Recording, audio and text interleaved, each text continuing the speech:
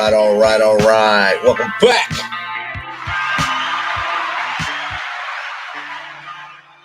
To MisFitNation. MisFitNation.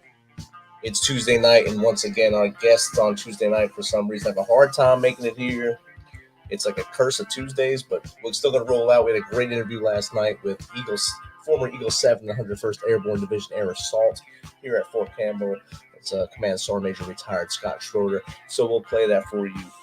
In the meantime, I want to wish a happy birthday to my sister-in-law, Kate, and a huge congratulations to my niece, Claire, for graduating Rutgers North today. Great accomplishment. Can't wait to see you do in your next chapter of life. Keep up that fire and keep helping others as you've been doing for the last portion of your life. So without further ado, we'll jump into a great interview with Sergeant Major Scott Schroeder from the 101st Airborne Division and the Pain Train. Fitness. We're proud to be Clarksville's new Get Fit headquarters. Trifecta Fitness is a state-of-the-art spin and strength training studio. Our spin studio is truly one of a kind in this area, complete with 20 state-of-the-art live fitness bikes and an incredible sound system. Our strength training is done in small groups of 6 or fewer, and all of our strength and spin classes are scalable for every level of experience. Come see us in the heart of Clarksville, just behind MAPCO at the corner of Old Trenton Road and Wilma Rudolph Boulevard. Call us for more info at 931-542-6265. Or download our Trifecta Fitness app for a full list of upcoming classes. In October 2019, Arlington, Texas was chosen to be the home of a new national museum, unlike any other. The National Medal of Honor Museum will be a unique home of military history. The 100,000 square foot museum will house exhibits, archives, and artifacts relating to the 3,500 U.S. troops who have been awarded the medal, the nation's highest honor for valor in combat. The museum will have 31,000 square feet of galleries dedicated to U.S. troops who have received the award.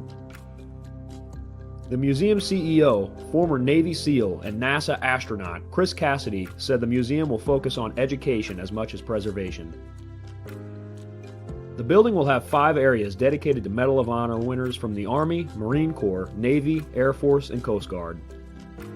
The main gallery will be located in a central plaza under a 25,000 square foot slab of steel, which will appear to be suspended in midair. It will be supported by 5 pillars. Black Rifle Coffee is a corporate sponsor of the museum, as are the Dallas Cowboys. The museum's board also includes over a dozen major corporations and 6 Medal of Honor recipients, including David Bellavia, Patrick Brady, and Britt Slabinski. Army Staff Sergeant Bellavia was awarded the medal for clearing an entire house by himself on November 10, 2004, as a squad leader in support of Operation Phantom Fury in Fallujah, Iraq. He killed 4 enemy fighters and wounded a 5th in close quarters battle. Army Major General Brady flew and coordinated the evacuation of 51 seriously wounded men during a firefight in Vietnam in January 1968. Slabinski, a Navy SEAL chief and team leader, led a rescue team of SEALs during Operation Anaconda in Afghanistan in March 2002. Slabinski and his team flew to a mountaintop ambush site to rescue Petty Officer First Class Neil Roberts, who had fallen from the back of a helicopter. Slabinski led the team through almost constant combat against an entrenched Taliban force. Along with the board members, former presidents Jimmy Carter, Bill Clinton, George W. Bush, and Barack Obama serve as honorary directors. The museum is expected to open to the public in late 2024.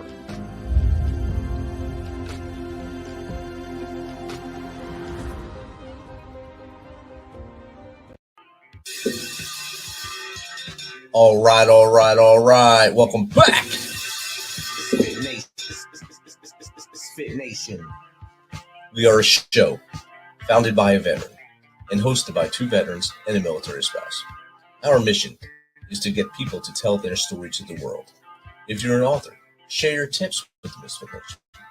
If you're a musician or actor, our audience needs to know how they too can get into the business. Coaches, we love our coaches. Come on and share some of your tips with the MisFitNation to help them become better versions of themselves. If you're a corporate leader or an entrepreneur, come on and share how you did it and how hard you have fought for success. If you're a veteran, first responder, or Gold Star family, we would love to have you come on and just share your story with the MisFitNation. We always have time for you. If you're feeling down, alone, or starting to see the darkness, stop. Think about those who are around you. You are not alone. You will be missed. If you feel like your problems will be a burden to those in your inner circle or are embarrassed, dial 988. If you are a veteran, take option 1. We need you to keep pushing forward. Don't make a permanent solution to a temporary problem. If you're a new listener, welcome to the Misfit Nation. Be sure to subscribe to our show on your favorite podcast apps and also on our YouTube channel at _Misfit Nation. Subscribe and click the bell to keep you up to date with our latest episodes and all of our news. You can also find us on Heroes Media Group and About Face Radio. Now, let's get to the show.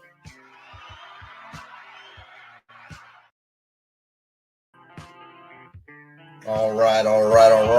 Welcome. We have a good one tonight. Our next guest has spent 34 years of his life in the Army, 6.5 years as Command Sergeant Major in strike in the 101st Airborne Division, and then was the Eagle 7 for the 101st Airborne Division. He retired as the FORSCOM Command Sergeant Major. Since that time, he has worked for a nonprofit focused on helping veterans and first responders through emotional and physical industries. He worked with a simulation company and currently serves as the managing member of the Proximity Group, helping companies reduce internal pressure and increase capacity. So without further ado, let's welcome Command Sergeant Major retired Scott Schroeder to the Misfit Nation. Welcome, Scott. Hey, Rich, thanks a lot. Thanks for the introduction. That's fantastic. We can stop right now. I hit all the highlights for you. I put all the right things on there. I didn't want to mention a lot of the other places you work because a lot of them I've never been to, but I'll let you talk about those. So one that surprised me on there was Fort Hood, 3 Corps. I didn't realize you went there between 101st and FORSCOM, so that was something I didn't know about you until I read your bio. Yeah, that surprised a lot of people. Yeah, it's probably you too. Well, really, I think they brought me there. We're going to the Corps was going to Afghanistan, so they didn't send me there to master tanks and tank gunnery, but I learned a lot. It helped me later. Definitely did. Yeah. So I gave a quick blurb about you there. I know you said you want to stop at that point right there. If you can give a little more history of you from before that port period, what made you join the service to how we got to where we are now, that'd be great. Whew. Rich,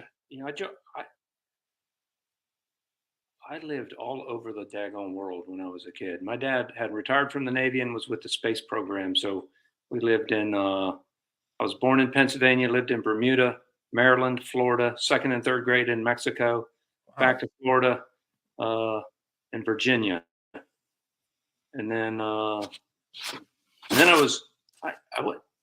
don't know, I wasn't the greatest student in the world. And there was no reason for me to spend any money on college or anything like that. I was working for several years. I didn't join the Army till I was 22, Rich. And I was working. I found myself in a lumber yard doing helping with pulpwood, and so not just in the lumber yard, but out in the woods. And I was working with a bunch of freaking hard old dudes, and 30, 40, 50. I'm 19, 20, 21, and I'm like, I finally decided I am not doing this shit for the rest of my life. And so I'd gone to the Navy recruiter, and a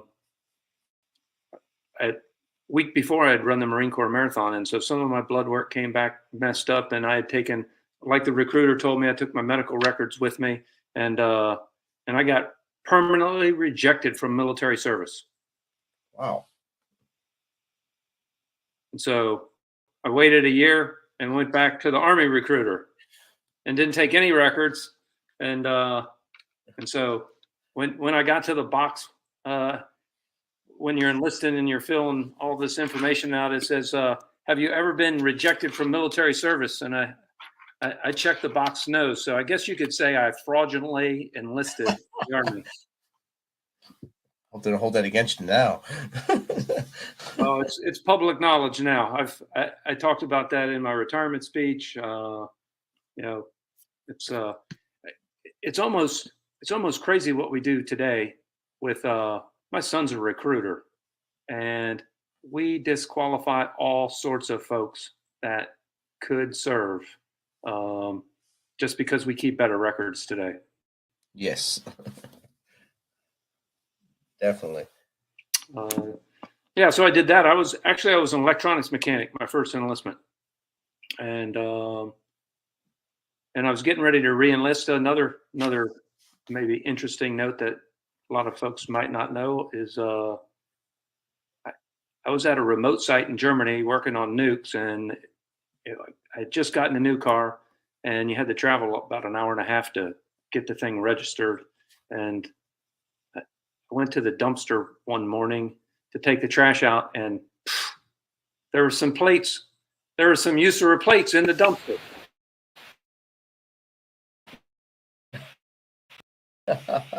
Solved my problem, so I just put them on my car. Problem was I got a ticket by the Polizei. They take the picture and snap your picture, and so they figured out who had the daggone car, and so I ended up getting going in for an Article 15 the same time it's time for me to reenlist. Oh wow! Yeah. And so, and I was a specialist. I was a promotable specialist at the time, and I tell folks I think the commander was he may have needed one more to change his reenlistment stats from yellow to green, and I was that guy, and so he gave me a verbal admonishment, and so I was able to reenlist, didn't lose any rank or anything. I mean, he asked me what I was going to do. I said, well, it depends. You know, if I walk out of here as a PFC, I'll probably just pack it in. I understand I'm good with it. But he saw something in me, or he needed to make quota. But I carried that with me for a long time, and I mean my whole career, and I always thought that, you know, UCMJ should be fair and unequal. Definitely. Yeah. So you became infantry after that? Yeah, so I reenlisted for infantry and finished basic in AIT, got to Fort Bragg, and 6 weeks later I was in Ranger School.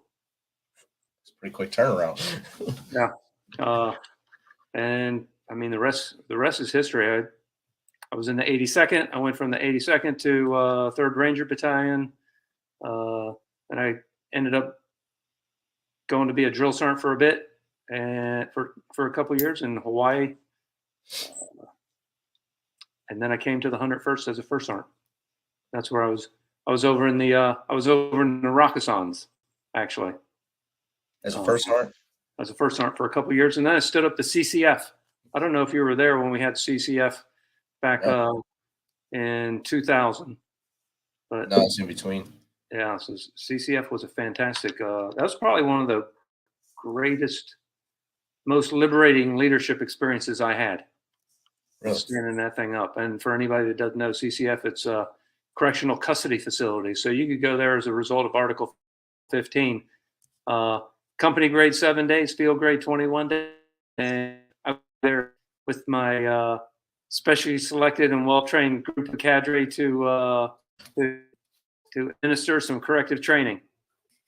And it was fantastic. A lot of the, you know, we would do AARs at the end, and a lot of the people that went there as a result of Article 15 would say the best training I've had since I've been in the Army. Wow. Folks would come away after 21 days and have like a 70-point increase on their PT test. Wow. Sergeant Major Hill gave me the greatest compliment. He gave me a great compliment. He said I had to shut it down, and this is after I had left. So I got selected to go to. I went and did Operation Anaconda. Went to the academy, and then. But Sergeant Major Hill said I couldn't justify keeping a program opened where they were getting better training in that program as a result of Article 15 than they were a half mile up the road at the NCO Academy. So Correct. it was good training. They got military training. They got physical fitness training. We taught them some life lessons. So it was good. Went to Sergeant Major's Academy and came to strike to the Widowmakers. So you're 175 first, okay? Well, actually, it was 3502 at the time. So OIF won, and then I was part of the transition from 3502 to 175, which was just I was going from 700 folks to 435, and then taking all those infantry folks and then trying to spread them across the entire division. And I mean, you don't want to give everybody your problem children, but and you don't want to keep all the best. You want to keep all the best, but you can't.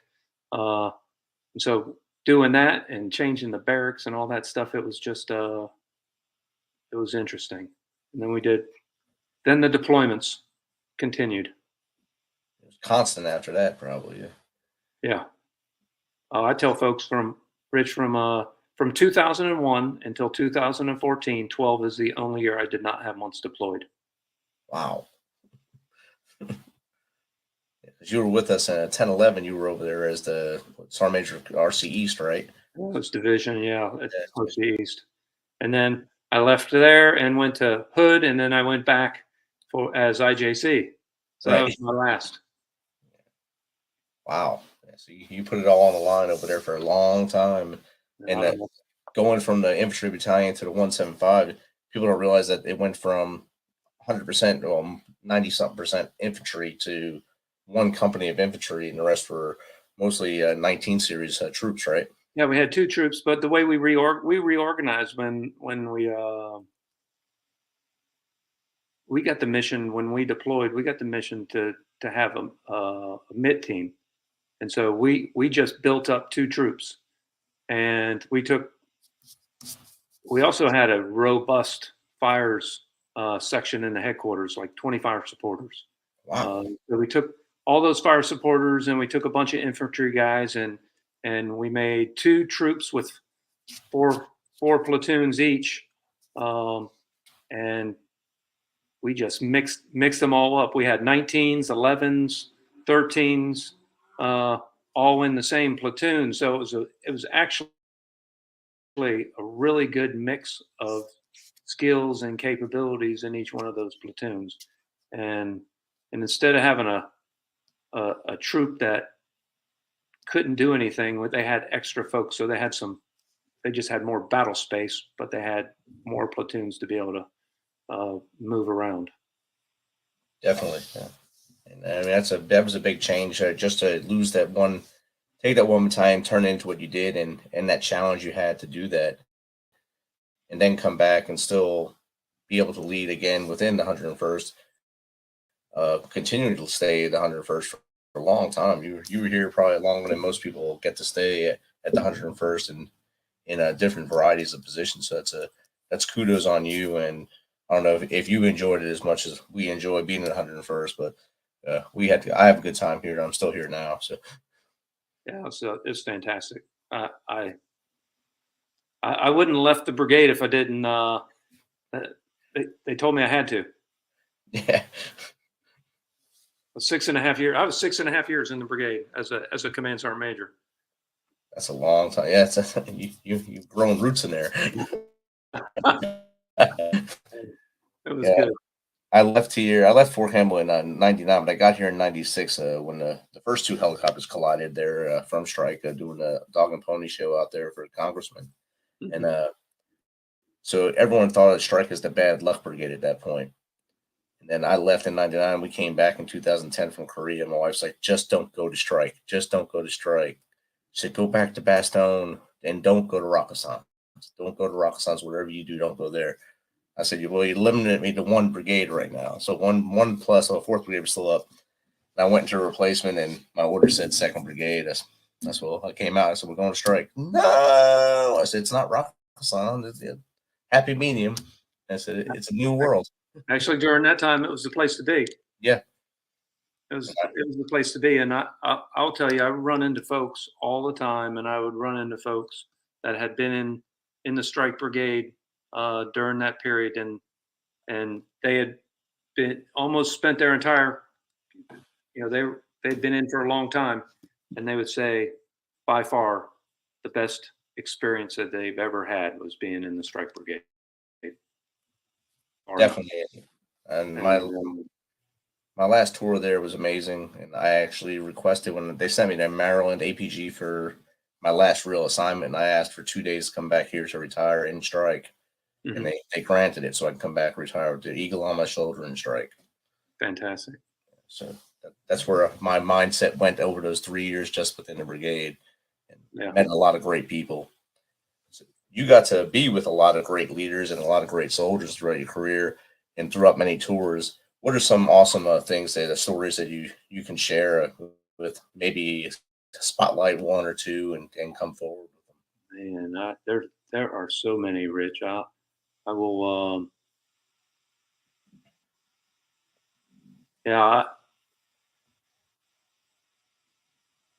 There are so many. We have so many fantastic soldiers.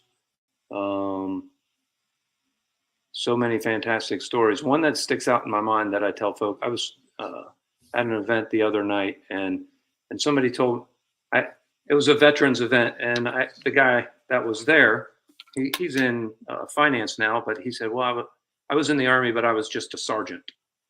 And I said, "There's no such thing as just anything." And then I told him a story about, now this is a Bastogne trooper. General Townsend and I were going and getting ready to go in and check on an operation when we were in Afghanistan over in the Konar, and we go to this battalion TAC, and we're getting briefed on the concept of the operation, where all the units were arrayed, and a call came on the radio, and it was like Bulldog TAC. This is 36 Romeo. We're in contact with small arms and RPG. The platoon leader's wounded. The platoon sergeant's unconscious. The medic's dead. The RTO's wounded. We're surrounded, and we need help right now. And that trooper stayed on the radio for about 4 hours and called for fire, controlled CCA while the squad leaders were out fighting, repelling the attack. And then he called in got the medevac in, and it was the RTO that had been wounded. He had been shot in the head, shot through the shoulder, and had a broken arm. PFC SHRAM. I said, now, some people may have said he was just a PFC. Right. No such thing. Right. And we have, look at Sergeant Pereira, Distinguished Service Cross from the Strike Brigade. Definitely. Pereira, and there's so many other soldiers that didn't get recognized for awards, but did heroic things every day that was just ordinary. Just seemed ordinary, just seemed routine, just doing my job. But it's every day, oftentimes. And so, there's so many great troopers, and I'll leave it there. You're definitely right. Most anyone that was in strike when I was there would say I didn't do anything anyone else wouldn't have done. I did the same thing the guy or girl to my left would have done. There's nothing I did that was better. I don't understand why I'm getting this and not them. Right. And that was across the board. And even the brothers in the Bastogne, that's where I started. That's where I learned the most of my leadership was in Bastogne, 2nd 327 in the 90s. And to see how they were fighting in the RC East while we were in the South, it showed that their tenacity was still the same in the 2000s as it was back when we thought we were just training to train at that time in the 90s, but all that training leads up to something, and it embeds in your head what you're supposed to be doing. And when the clock ticks and your number comes up to go into the fight, you got those 30 seconds to make a decision and either make the enemy lose or you have to go down in a ball of fire. So, and all the 101st was doing that at the same time. even those Rakkasan guys. Yeah, even those Rakkasan guys. I don't like to give them too much credit, but I have to be partial to everybody now. Yeah.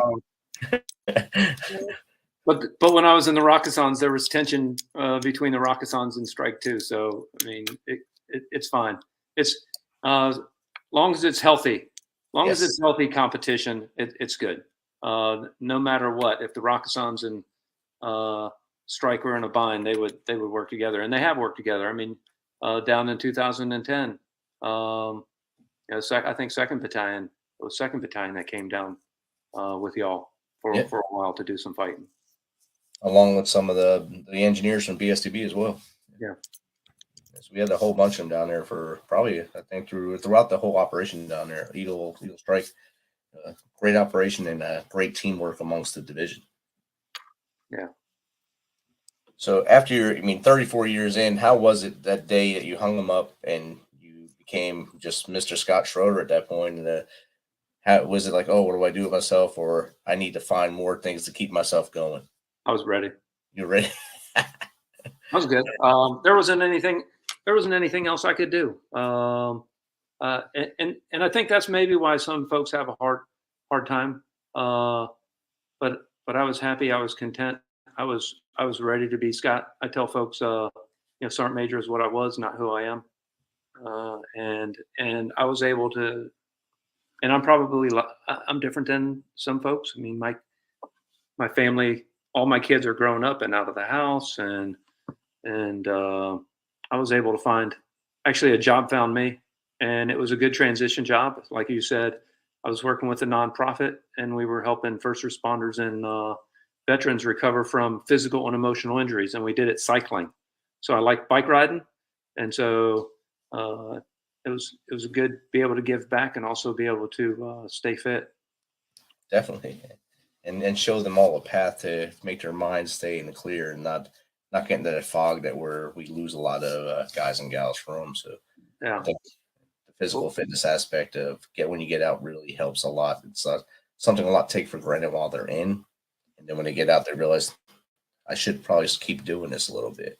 Yeah, we had guys that were double, triple amputees. We had spinal cord injury victims. We had all folks with TBI, and so we had mechanics that could adapt bicycles to meet their needs, and we had folks on recumbent bikes and hand cycles. So, and then we would take them.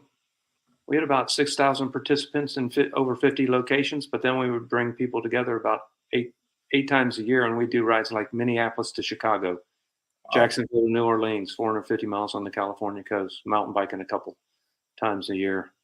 So that's what we did. Yeah, it was good. That's outstanding. And then from there, you went to.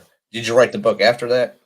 Yeah, I took a pause and wrote the book, and then as I was finishing the book, a simulation company called me, and they asked me, they were checking to see if I knew anybody that might be interested, and so well, I'm not doing anything right now. I'll come check to see what you have, and it was fantastic. I mean, what they had was really good. You could shoot 9mm to the Mark 19. There's no course of fire that you couldn't replicate. I could set up a screen and a system. I could load it in my truck, set it up in my garage, and be shooting in 10 minutes. Wow. The sniper school had a system, and they put it out. They used it out on the range, and they blocked the sun with a puncher. So you could call CCA. You could call for fire, control CCA, and attack aviation in simulation. And then at the time I left, we were working and getting into starting to get into. Are you familiar with mixed, or you have? Are you familiar with augmented reality? So you have, yeah. So augmented reality is virtual reality. You're totally covered. You know, you can't see the real world. You're in a virtual world. But in augmented reality, you can put virtual entities in the real world. And so with with like a little headset, but you can still see out in front of you. You could engage virtual and real targets with laser, UTM, or ball ammunition and get effects on target. You could call for fire. You could call for fire or CCA or CAS and get effects on virtual and real targets.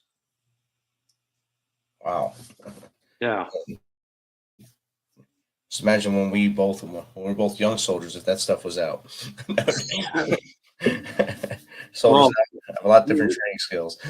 Yeah, well, we had a hard enough time keeping up with the miles.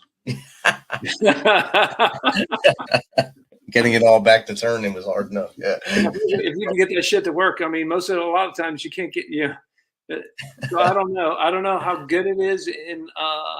I mean, the Army was trying to do the. I don't know how many $1 billion they did for the HoloLens that they were working to do, and that's there's a lot of different things in there, but I think they gave up on that. So eventually they'll have it. I mean, Crow System was an idea one day too. Right. Yeah, and that really grew out of necessity after a little bit there. To save at least one person from being out exposed to the environment there. Yeah. I just trained a unit in Ohio last week, and they were getting ready for their next trip across the pond, and they had to send 40 soldiers in the middle of our training to go through Crow System so they can get that checked off their checklist to get deployed. So they missed half of our training, but they got something that really helped them when they're downrange. So I didn't complain. I said we can always come back and train them anyway, so we'll be all right. That was a fight I had at Fort Hood. I'm at Fort Hood, and I'm going to stand up a Crow's Academy because I got tired of training, waiting until, and we wouldn't let some cat leave CONUS if they hadn't qualified with their freaking pistol, right? But we're going to put somebody on a Crow system without any training because it's just like a video game, right? Right. And they've never touched it. Ask our Major Smith how that shit worked out. Yeah. That hurt a lot. Yeah, that shit didn't work out that day. No. And I'm at Fort Hood, and they're, well, we can't. I said, how many? I'm talking to the G3 folks in the Army G3. I said, how many 400,000s is it worth to you? All right. I mean, you couldn't answer. Put this shit in containers somewhere. Send me some of these things, and don't worry about it. We'll make it happen. And we put an academy together at Fort Hood for Crows. I just got tired of having people get in theater. I mean, when I was at division, I shut shit down at 3 Corps. All those rollover trainers, I sent that shit back home. So people didn't have to do rollover training in Afghanistan when they got there. Yeah. You have it at home station. That's the other thing they wanted me to do when I got there is they wanted me to re-zero my rifle at 25 meters. Are you serious? Well, before I deployed, I zeroed this at 100 meters. If you can't do any better than 25, I'm not doing it, and we're not going to make anybody else do it either, unless you can give them 100 meters where it's supposed to be zeroed. Let them do it out of their sights. They have the time before they leave. It's just, if you want to take away some of the stuff they don't really need to be doing, let it happen, because that's something that they don't need to do when they get in country. Don't make them do it. Let it be an option. Provide them the capability, the ability to do it, but don't make them do it. It's a unit's responsibility to be trained when they get there. Right. And they should be ready to go when they go wheels up. So you would think. Well, yes. So what are you doing now, Scott? Yeah, I started thanks for asking. Last year I started my own company. I was working with another larger consulting company, and I started my own because I don't want to travel as much, so I want to do it in Charlotte as much as I can. So I'm working with companies, helping them. Like you said, it took me a while to describe it. I help them reduce internal pressure. So internal pressure is usually a function of lack of clarity in 5 areas. It's vision, priorities, structure, clarity of roles, and cadence of accountability. If you can focus on yourself, and reduce that internal pressure, that allows you to focus on the things that are external pressures for you. I tell the story. I was at a paving conference because I've been working with some paving companies. I like the paving companies. I like construction. I like manufacturing. I like working with the folks in the trades, tool and die. But I was at a paving conference, and these paving professionals were complaining about young people and not wanting to work and don't come to work on time. And I'm thinking, I don't know if you know Sergeant Major McFowler, but McFowler was my brigade sergeant major in the 82nd, and he's inspecting my room, and he comes and opens my desk and says, "Hey, Airborne, what we got right here?" I said, "I don't know. What are you talking about, Sergeant Major?" He says, "Right here, I see a physical security violation." And he was pointing at some change. I said, "What do you mean, Sergeant Major? This money right here, this is a physical security violation." I said, "Sergeant Major, that's not even 40 cents. He said, "Airborne, you're half the problem." And so what I wanted to tell the paving professionals were, hey, you're focused on the people you hired, but you're half the problem. You hired the wrong person. You didn't set good expectations. You probably don't have good foremen, and you're not focusing on building your leadership team there." And so, so that's where I came up with reducing internal pressure. And then I help folks increase capacity. And increased capacity comes from developing leaders and having a fantastic culture, just like we had in the Strike Brigade. Definitely. I think that helps any organization. The culture of the organization is what makes it thrive. Yeah. You can have the best product, but if you don't have a good culture, you're going to collapse, and you'll lose the best people that you have because of the culture. Oh, that's right. You're going to lose you lose your best engineer because you won't get rid of your worst. Right. Or if you have your best welder and you make your welder the supervisor of all the other welders, and he has no leadership skills, then you've created 2 problems for yourself. 1, you've lost your best welder, and 2, you got a shitty leader. Definitely. Yes. And that's definitely something you would see in the military if good leaders weren't able to be kept in a unit or left because they were disgruntled at some point.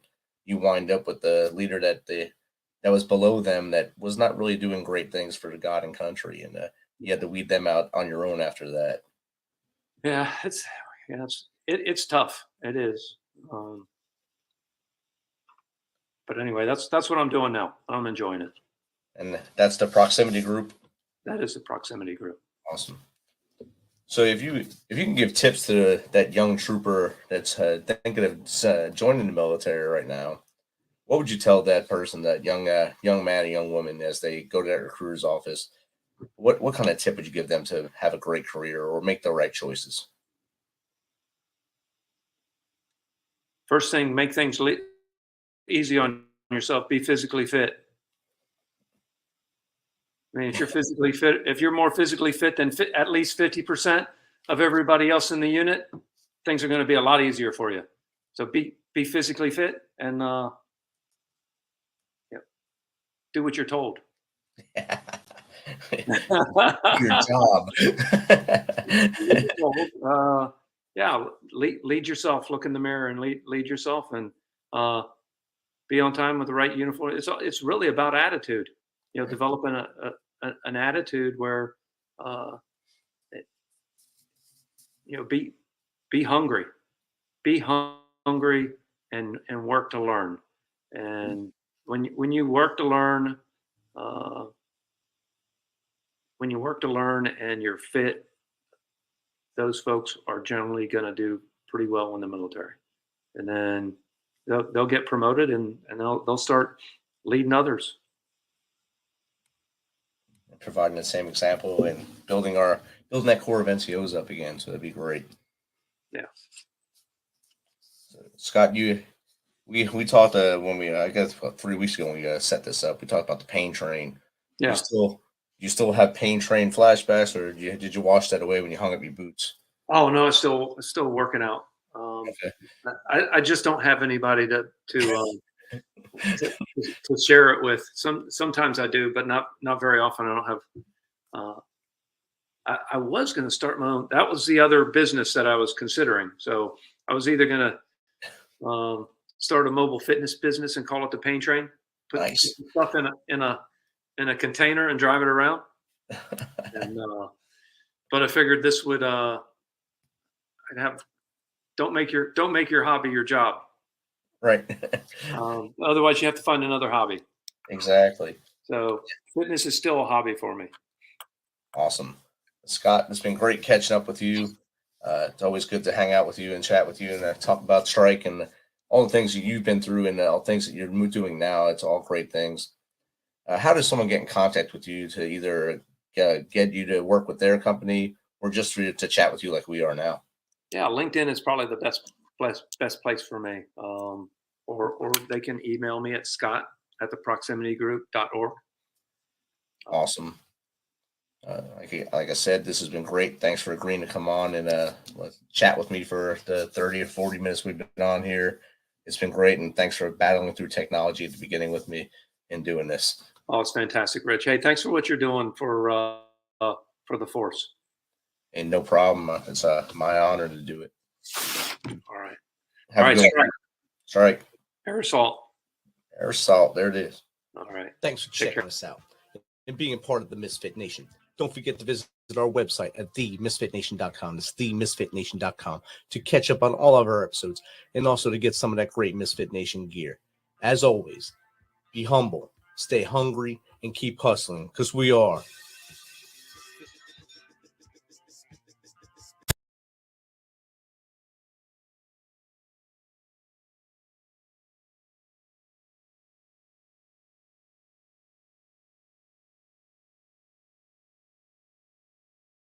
New Get